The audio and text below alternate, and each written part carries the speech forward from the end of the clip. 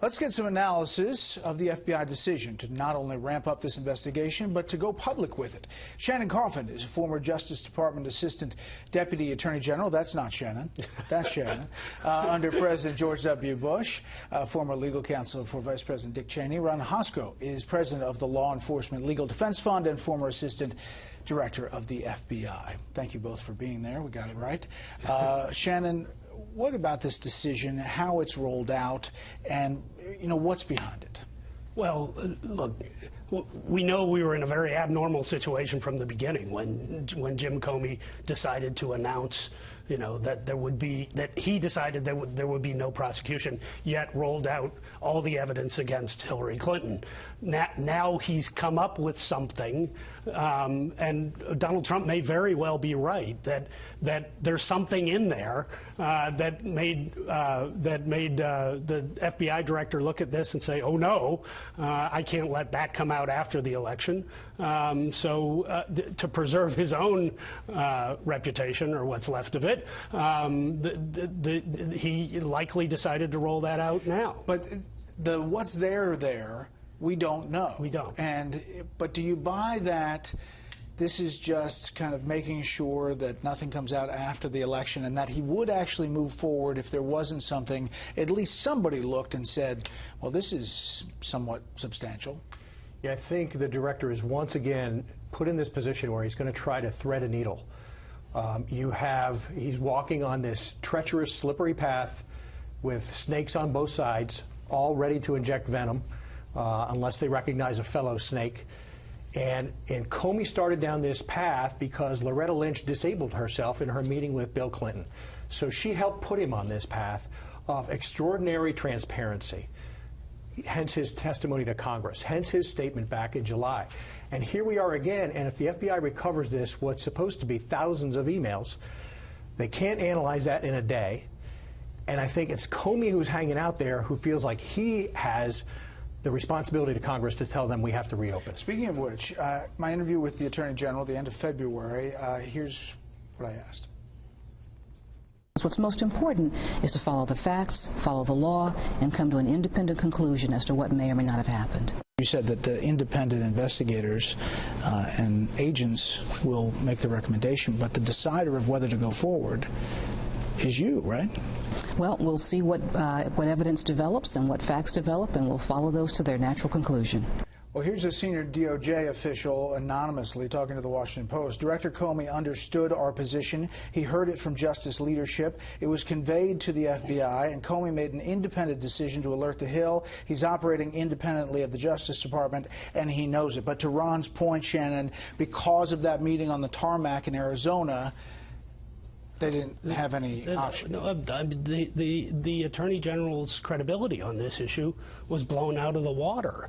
So, and of course, President Obama's Justice Department leadership doesn't want this to happen right now. That's not at all surprising. It's a bit ironic, though, Brett, that the Clintons are complaining about this October surprise when Bill Clinton was a beneficiary of one in the 1992 election. Yeah, that's 1992 when Lawrence Walsh, the independent counsel for Iran-Contra, 4 days before the election, indicts the Secretary of Defense, Caspar Weinberger, leaving the Bushes scrambling with no chance of answering. And what you didn't hear then from the Clintons was that the independent prosecutor was overstepping his bounds and politicizing an election. Yeah, so it's happened before. The question is, what we know about what we're learning from these WikiLeaks emails. For example, email chain 5, Cheryl Mills, she emails to John Podesta, and at the bottom of the email says to the John, as a reminder, government email is maintained as federal records. In other words, the whole thing's set up. If you're going to send me something that you don't want obtained by the government records, send it on this other email. And it says it at the bottom of the screen. Comey said in the testimony and when he presented that they couldn't find intent. Do you think they're going to find intent in these emails? Well, certainly they're going to be looking for some sort of a smoking gun in there.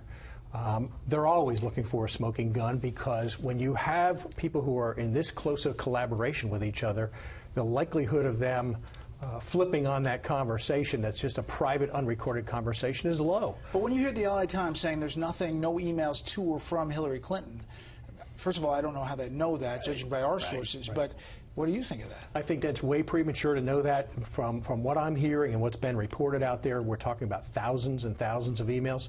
Even if the FBI has what their previous review was automated, fully automated, now they're going to have to suck these new emails into the same system and start to compare this stack with the previous stack and say, okay, these we've already seen, it's covered.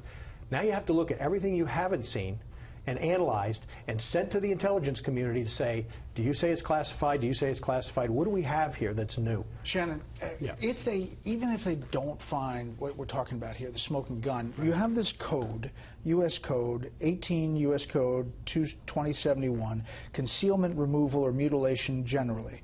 Whoever willfully, unlawfully conceals, removes, mutilates, obliterates, or destroys, or attempts to do so with the intent to do so, takes or carries away any record, proceeding, map, book, paper, document, or other thing filed or deposited with any clerk or officer of any court in the United States, continues on, shall forfeit his office, be disqualified from holding any office under the United States. This deals directly in U.S. Code, does it not? It's a felony charge. Just to have the private server. That's right. The server itself was the crime. It's the server, stupid. It's kind of what I've been saying from the beginning on this.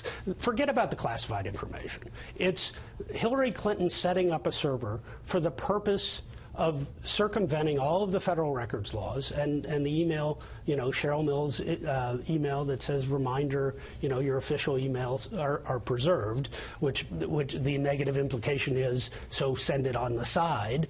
Those emails should have been preserved from the beginning as well. And circumventing that entire system and concealing these emails and destroying 30,000 of these emails is itself a crime. But quickly, do you think that Comey is here because he's gotten so much internal pressure inside the FBI about the original decision or how it was handled?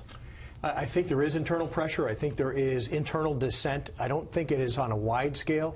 I do think, and I've been told, that the team that investigated this, that they had a common approach and they agreed with the ultimate result, which was not to recommend prosecution.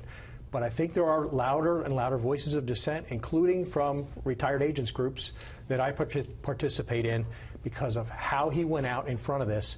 That is usually the province of the Department of Justice to say, we recommend or we're going to.